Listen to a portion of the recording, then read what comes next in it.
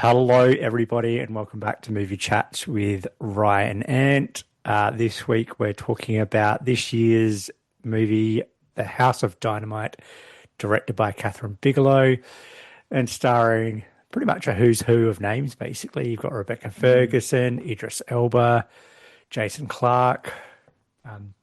Lots of people in there as well. Obviously, it's about what would happen if the United States discovered that the missile was going to hit one of their cities in 20 minutes, and it's told from three different perspectives.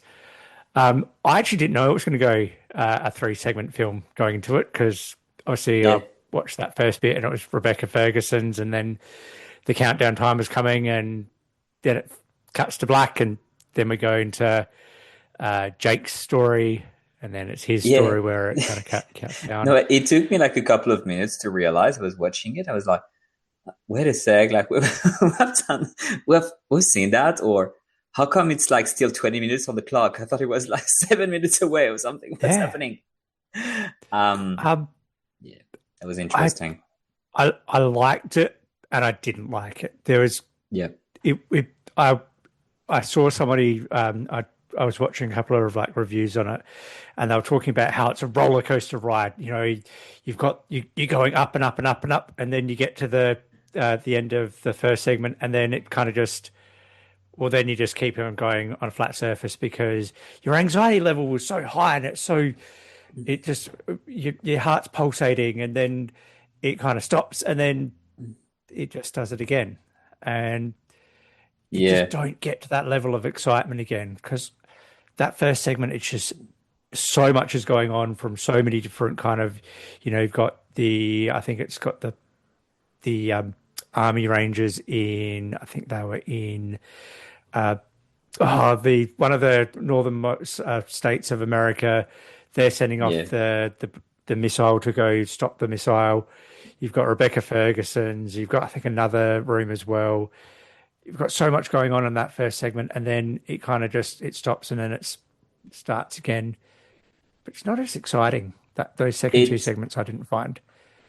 Yeah. So when it restarted and you get the story, the second one, the story of Jake, I I thought it was a bit strange. I wanted it to continue with the first one, but I was like, okay, well, maybe it's gonna come back to it, and it doesn't, which is another thing in itself that I can touch on that I did not like.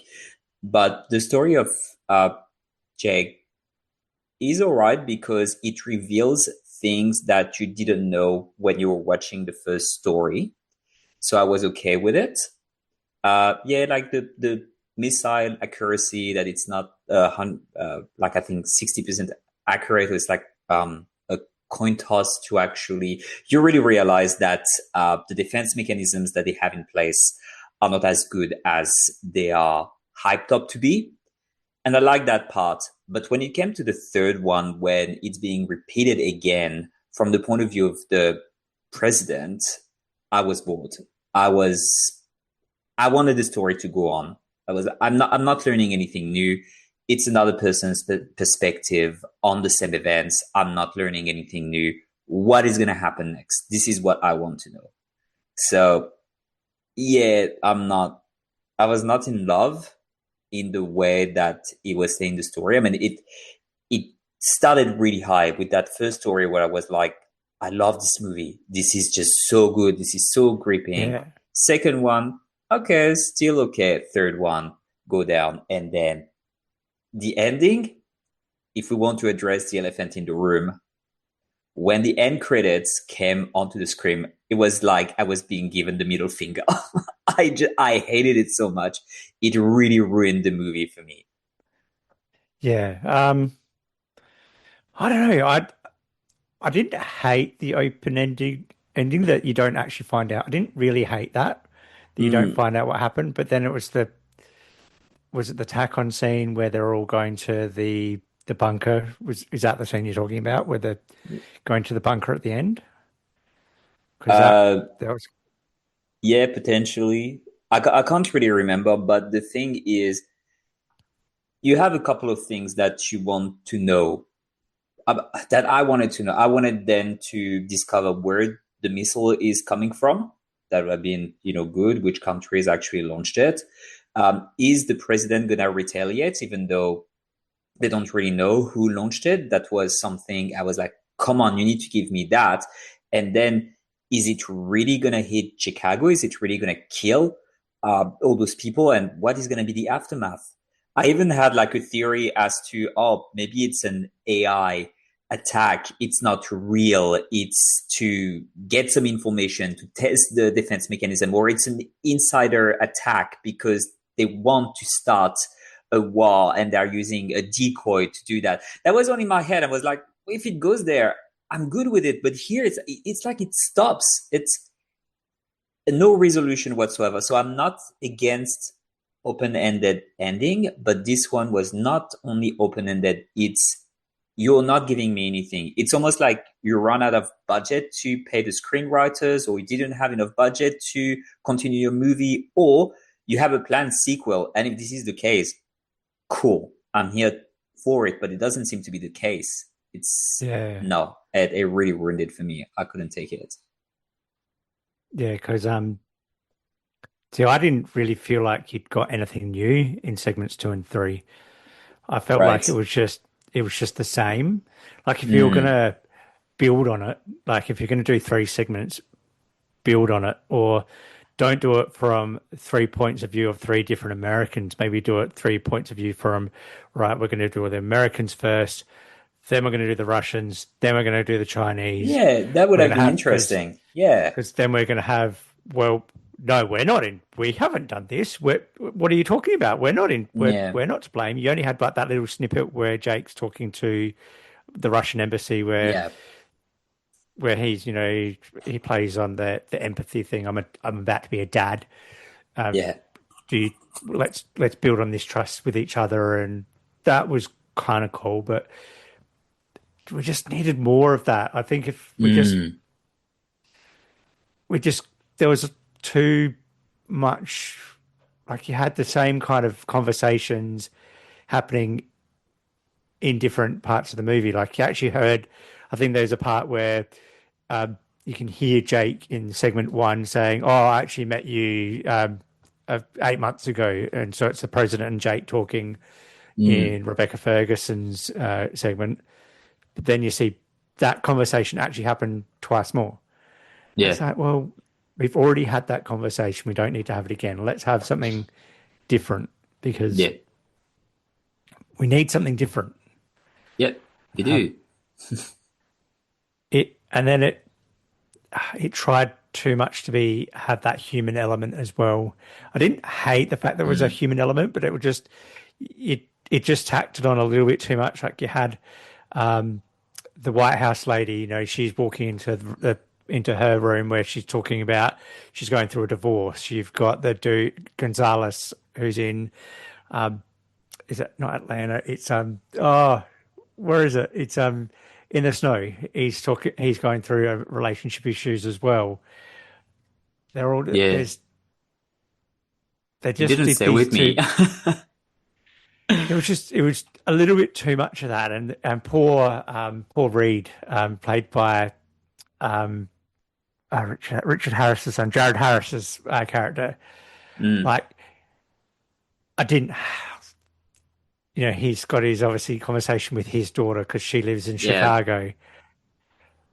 It was just a lot of that. I think if we took away that and we put more of who's kind of who's to blame, where did it come from?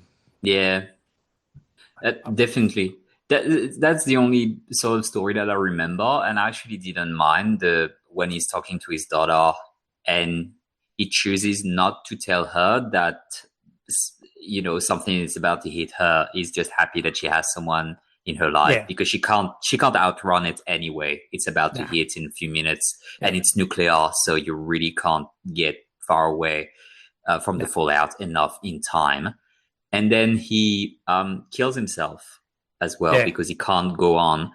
Uh, it's a bit of a shock scene when he just walking yeah, towards the ledge, and then that stayed with me, and I liked that part. But yeah, it doesn't excuse that. It, I don't know. It was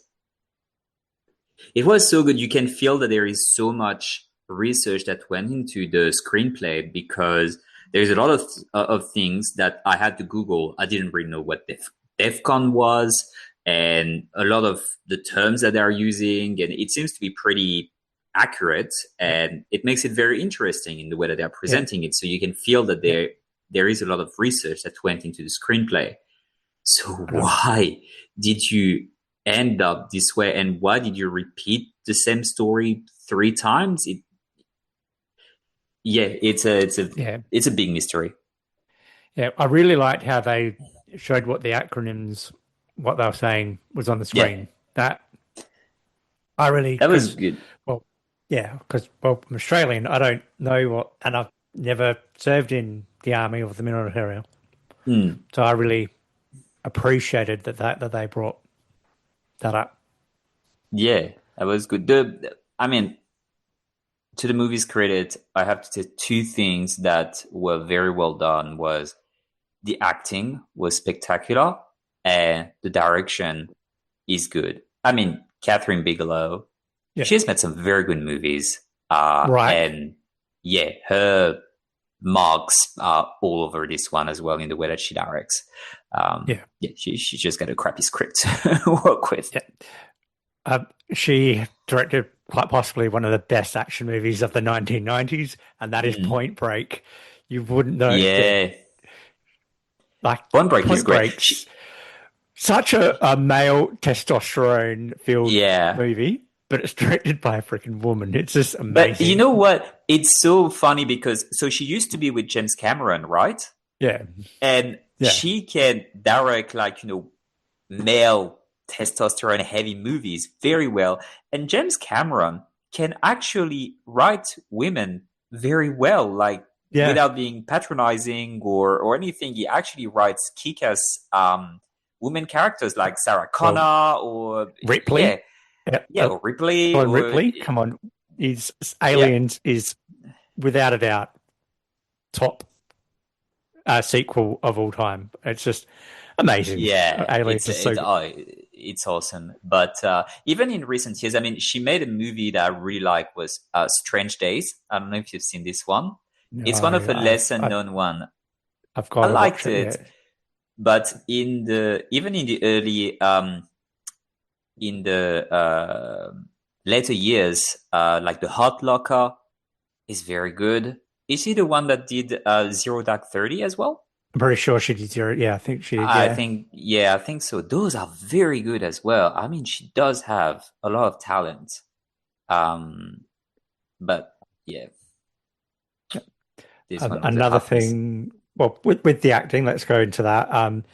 Let's look at it. You've got Rebecca Ferguson, you've got Idris Elba, you've got Jason Clarke, you've got Jared Harris. None of them American. They're all either Australian or British. All really good American accents, by the way. Maybe not Idris Elba. I don't know if Idris Elba does a good American accent. Does he? What's halfway there? Yeah. But Jason Clarke is just... I wanted more of Jason Clarke.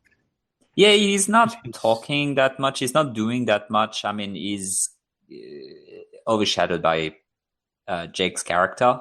But he's just pushing him to handle it, and he's in the background.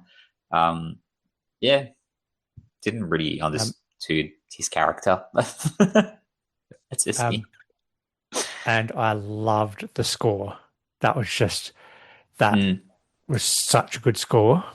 The wind instruments, and it just really added to the tension. That was just a very good score. He did. I think it's Volker Bertelmann.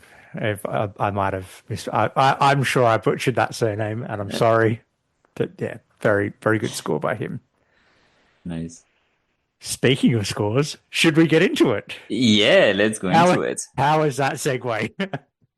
That was good. Did you work on it before? No, it was literally, I just that. I thought of that. I just thought of it. I'm going to give this a 3.5. It's good, but it could have been so much better. Good. I am going to be harsh. Oh. Yeah, I'm going to give it a 2.5 out of 5. was thinking about movies where I thought were good up to the ending, and that the ending was so bad that it ruined the movie for me. And I could only think of two movies that did that to me. And I watch a lot of movies. The first one was I Am Legend with Will Smith, Yep. especially when I read the book. That ending is an insult to the book and to everything that it stands for, and really made me hate this movie. And the second one was War of the Worlds. I thought that ending was absolutely horrible and ruined the movie for me. And this one is in the top three now, that the There ending you really go. ruined Oh, an otherwise very good movie. So yeah, oh. 2.5 out of 5. I'm sorry. That's all right. You've alrighty. Well, that was the House of Dynamite. Please let us know what you think. What your opinions were. As always, please leave us a like, Mhm. comment, and please subscribe. And we will see you next time.